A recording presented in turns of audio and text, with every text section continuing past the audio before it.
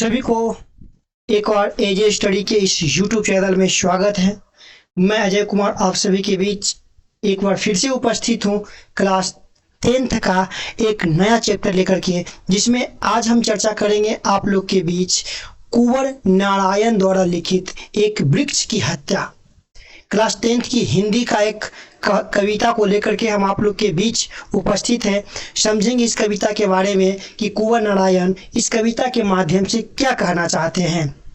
इसके बाद हम इनका पूरा ऑब्जेक्टिव, इस चैप्टर से संबंधित जो भी ऑब्जेक्टिव एग्जाम में बन सकता है वे पूरे ऑब्जेक्टिव को हम लेकर के आएंगे। तो बने रहें हमारे यूट्यूब चैनल के साथ और करते रहें तैयारी क्लास 10th की बेहतर। तो चलिए हम वीडियो की शुरुआत कर लेते हैं।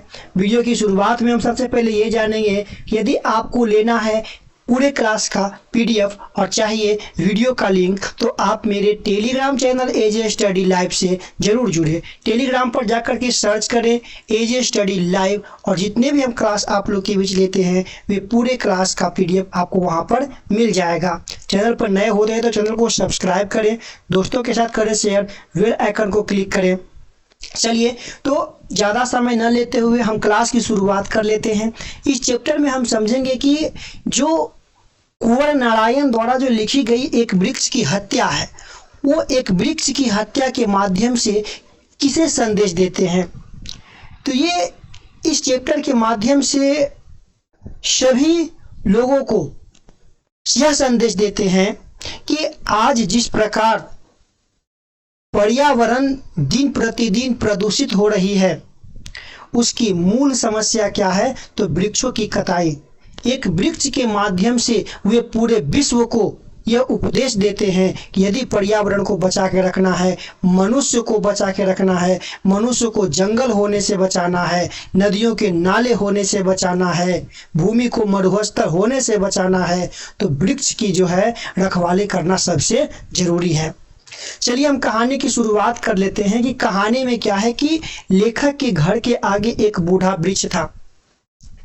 जब तक लेखक घर पे रहते थे उस पर वृक्ष, वो जो वृक्ष था वो वृक्ष पर किसी का नजर नहीं जाता था, उस वृक्ष की कोई कटाई नहीं कर सकता था। लेकिन एक दिन जब लेखक आए तो देखा वह वृक्ष नहीं है। वो वृक्ष की तुलना करते हैं चौकीदार की भांति। जिस प्रकार चौकीदार जाड़ा, गर्मी, सर्दी, बरसात, धूप हर एक मौसम में अपने पहरेदारी को बनाए रखता है, उसी प्रकार वृक्ष जो है चाहे जाड़ा हो, चाहे गर्मी हो, चाहे दुख हो, चाहे सुख हो, वो हमेशा जो है अपने स्थान पर डटे रहता है उस सैनिक की भांति। चलिए हम कहानी की शुरुआत कर लेते हैं। कहानी में जानेंगे, मेरे साथ साथ आप लोग दोहराइएगा, बुक बगल में रखिएगा, ठीक है, और अंडरलाइन पॉइंट करते जाइएगा। जितने भी संभावित प्रश्न होता है हम इसके नेक्स्ट वाले वीडियो में हम ये कर देंगे। इससे पहले हमने रामधारी सिंह दिनकर का वीडियो आप लोग के बीच अपलोड किया था, जनतंत्र का जन्म। अगर नहीं देखें तो आई बटन पर वो आपको वीडियो का लिंक मिलेगा, वहाँ पर क्लिक करके वो वीडियो को आप देख सकते हैं। चलिए शुरुआत कर लेते हैं। कहते हैं, अब की घर लौटा तो देखा हुआ नहीं था, अब की घर लौटा तो देखा हुआ नहीं था, वही बूढ़ा चौकीदार वृक्ष जो हमेशा मिलता था घर के दरवाजे पर तैनात। बोलिएगा, अब की घर लौटा तो देखा हुआ नहीं था, वही बूढ़ा चौकीदार वृक्ष जो हमेशा मिलता था घर के दरवाजे पर तैनात। वो उस बूढ़े वृक्ष की तुलना करते हैं, चौकीदार से तुलना करते हैं। ये क्वेश्चन पूछ चुका है कि लेखक जो है वृक्ष की तुलना किससे करते हैं, तो एक चौकीदार से करते हैं। पुराने चमड़े का बना उसका शरीर, वो जो वृक्ष था उसका मतलब इतना बूढ़ा हो गया था, उसका चमड़ा, उसका जो ऊपरी भाग था वो क्या था, पुराना हो चुका था। पुराने चमड़े का बना उसका शरीर, वही सख्त जान, लेकिन जान फिर भी क्या था, उसमें वही था। चौकीदार, सिपाही, पुलिस चाहे कितना भी बूढ़ा क्यों ना हो जाए, लेकिन उसमें जो खौफ होता है लोगों का वही होता है। झुर्रियोदार खुरदरा, तना मैला कुचैला, राइफल सी एक सूखी डाल, उसकी एक डाल जो थी सूखी थी, मानो उस चौकीदार की राइफल के समान हो। एक पगड़ी फूल पत्तीदार, पाँव में फटा पुराना जूता, चरमराता लेकिन अखंड वही बलबूता। उसकी एक जो भाग था उसमें हरी भरी फूल पत्ती लगता था, मानो वह उसकी क्या है, टोपी है। पाँव में जो था उसका फटा पुराना जूता, मतलब नीचे वाली जो छाल थी वो पूरा फट चुका था। चरमराता लेकिन अखंड बलबूता, लेकिन उसमें जो है वही अखंड बलबूता था जो पहले उसमें रहता था। ये पंक्ति एकदम आप लोग याद कर लीजिएगा, बहुत ही मस्त पंक्ति है। VVI पंक्ति, धूप में बारिश में गर्मी में सर्दी में हमेशा चौकन्ना अपनी खाकी वर्दी में। धूप में बारिश में गर्मी में सर्दी में हमेशा चौकन्ना अपनी खाकी वर्दी में। जिस प्रकार एक चौकीदार चाहे धूप हो चाहे वर्षा हो चाहे सर्दी हो, वे अपनी वर्दी पहने हुए बंदूक को लिए हुए एक स्थान पर बने रहता है, उसी प्रकार वृक्ष जो है प्रत्येक मौसम में प्रत्येक अवस्था में अपने स्थान पर बने रहता है और हमारी रक्षा करता है, पर्यावरण की रक्षा करता है, वायु संतुलन को बनाए रखता है, मिट्टी की कटाव को रोकता है। यदि आपको पर्यावरण पर जब भी निबंध लिखने को आए तो इस पंक्ति को आप जरूर कोट कर दीजिएगा। धूप में बारिश में गर्मी में सर्दी में हमेशा चौकन्ना अपनी खाकी वर्दी में। दूर से ललकारता, लेखक अनुभव करते हैं कि जब हम कहीं बाहर रहते थे तो हम जब बाहर से कहीं आते थे तो हमें दूर से ललकारता था। तुम कौन हो? मैं हंसकर जवाब देता, मैं तुम्हारा दोस्त हूं, और बैठ जाता पल भर उसकी ठंडी छांव में। दरअसल शुरू से ही था हमारे अंदेशों में कहीं एक जानी दुश्मन। लेखक का कहना था कि मेरे अंदेशे में इस पेड़ का एक जानी दुश्मन था।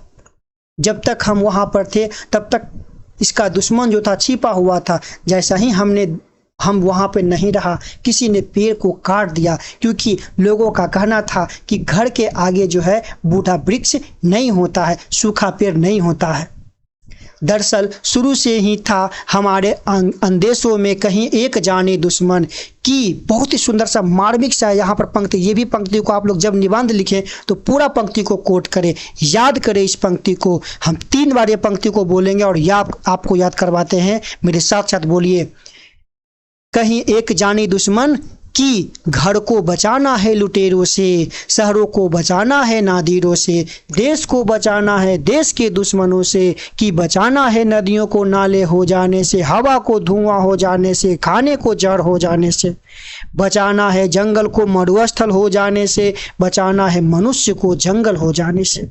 हमें बचाना है मनुष्य को जंगल हो जाने से। मनुष्य कब जीवित रहेगा? जब उसको स्वच्छ पर्यावरण में स्वच्छ वायु, स्वच्छ जल, स्वच्छ भोजन मिलेगा, तब मनुष्य जो है जीवित रह सकता है। यह संभव कब है? जब पर्यावरण स्वच्छ होगा। और पर्यावरण स्वच्छ कब होगा? जब वृक्षों की कटाई नहीं होगी।